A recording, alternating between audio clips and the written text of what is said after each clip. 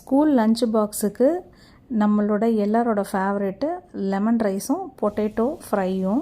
Lemon rice எப்படி செய்யுதுன்னு பார்க்கலாம். சாதத்தை உதிரி உதிரியாக குக் பண்ணிக்கலாம். அதுக்கப்புறம் ஒரு கடாயில் 1 டேபிள் ஸ்பூன் அளவுக்கு சன்ஃப்ளவர் ஆயில் போட்டு கடலைப்பருப்பு, உளுத்தம்பருப்பு, 1 டேபிள் ஸ்பூன் அளவுக்கு உளுந்து, 1 டேபிள் ஸ்பூன் அளவுக்கு கடலைப்பருப்பு போட்டு அது நல்லா பொன்னிறமாக ஆன பிறகு 1/2 ஸ்பூன் அளவுக்கு உப்பு, 1/2 ஸ்பூன் மஞ்சள் தூள், 2 பச்சை மிளகா, 1 கொத்து கருவேப்பிள்ளை, 2 போட்டு அது கொஞ்சம் சேவக்கவும் உடனே ஸ்டவ் ஆஃப் பண்ணிவிட்டு வறுத்து தோல் உரித்த வேர்க்கடலையை போட்டு மிக்ஸ் பண்ணிக்கலாம். இதை அப்படியே வடித்து வச்ச சாதத்து மேலே போட்டுக்கலாம்.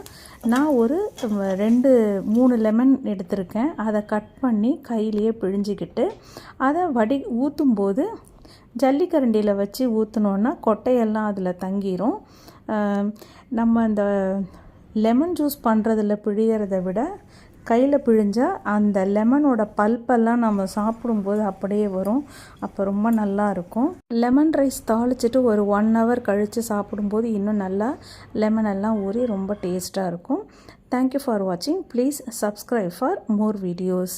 பொட்டேட்டோ ஃப்ரை, லெமன் ரைஸ், அது கூடவே கொத்தமல்லி துவையல். ரொம்ப ரொம்ப டேஸ்டான லஞ்சு. நீங்களும் ட்ரை பண்ணி பாருங்கள் இந்த மாதிரி ஒரு தடவை.